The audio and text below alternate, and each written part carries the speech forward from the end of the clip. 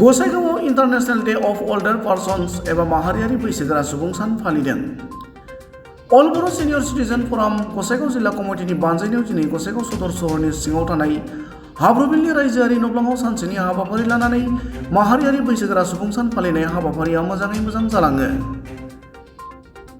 हाबाफारि बायदि फुंबिलि समाव अल बर' सिनियर सिटिजेन फरामनि फिरफिला बिरहोनाय हाबाफारिखौ मावफुंनानै होयो मिरु आफादनि आफादगिरि पद्मश्री डक्टर मंगलसिं हाज'वारि बिथाङा। बेनि उनाव रुंसारि थुनलाइगिरि गुनेश्वर मुसाहारिनि मुसुखायाव बिबार माला गानहोनानै मान बावजेनो समाज सिबियारि डक्टर अचिन्त कुमार बसुमतारिया।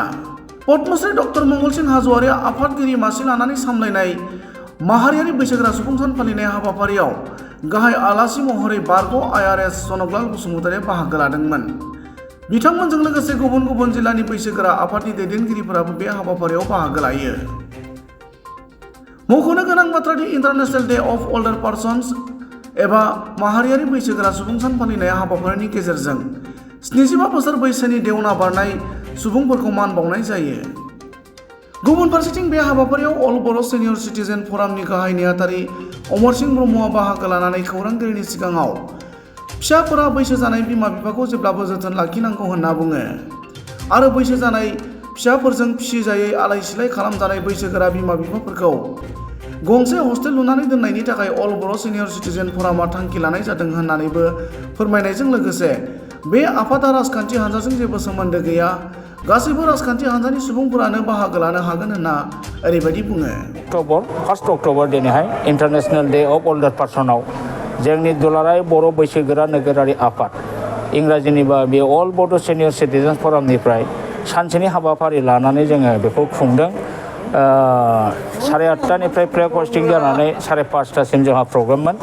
दा दिनै बे इन्टारनेशनेल डे अफ अल्डार पार्सनखौ खुंनायनि थांखियानो बेनो जे जोंनि एकदम माने बैसो जाथारनाय बोराय बुरिफोरखौ बेबादि ज' खालामनानै गावजों गाव मोखांजों मोखां नायलायलायनानै रायलायनानै मिनि बाला बाला जोङो रायलायनायनि गेजेरजों बिथांमोननि जेनाखि गोग्लैसोनानै थानाय परिबेसनिफ्राय दिनै बिथांमोनहा फैनानै जोबोद मोजां मोनफैदों आरो जोङो जयै बोथिसे ओंखाम जालायलायदों। बेजों जोङो बेखौनो एवारनेस खालामनो नागिरदों जे बोरायब्लाबो बुरिब्लाबो जोंहाबो दासिमबो हारिनि थाखाय जोंहाबो मावनो हानाय गोहो दं। गोबां बोराय बैसोनि मानसिया मेथाइ खनदों आरोथ' मोसानाय प्रग्राम जुदि लानो हायोमोनबा मोजां जागौमोन, हायाखै। मेथाइखौ गोबां जोंनि बैसोगोराया खनबाय। थिग बेबादिनो दिनै बैसोगोरा सुबुंफोरखौ गोबां जोङो नुयो समाजाव न'खरफोरा अनास्था खालामो। जों बे एवारनेसनि दारै बेखौनो दिन्थिनो बा सुबुं समाजखौ खावलायनो लुबैदों जे जोंनि फिसा फिसौ बिहामजो फिसाला फिसाजोफ्रा बोराय बुरैखौ अनास्था खालामालासिनो जाहाथे जोथोनै लाखियो, बिथांमोनखौ थैजासे जाहाथे आदर खालामनानै फोथैयो, बेखिनिखौ मावनांगोन। बा गोबां जोंनि बोराय बैसोनि सुबुङा पेन्सन मोनाखै, पेन्सन मोनैखौ जोङो जोंनि बे बर' अल बड' सिनियर सिटिजेन्स फरामनि दारै जोङो मोनहोनो नाजागोन। आरो जों नुदों समाजाव आजिखालि बे फिसिजायै बोराय बुरैफ्रा बिराद अनास्था जानानै थायो। बेनिखायनो जोङो सानदों जोंना आफादा अलरेडि रेजिस्टार जाबाय, कनस्टिटिउसन दं। दा हा मोनाखै, जोङो मोनथ'वाखै। हा मोननाय लोगो लोगो जों बेवहाय 200 जनसो थाजानाय मोनसे बोराय बुरैनि हस्टेल जों बानायगोन आरो बेवहाय बै फिसाफोरजों फिजायै खुरमा गुस्थिजों फिजायैफोरखौ जोङो बे माने बोराय बुरैनि हस्टेलाव दोननानै बिथांमोनखौ आलो गोजोनै दोननायनि थाखाय जोंहा मोनसे माने गिदिर थांखि दङ।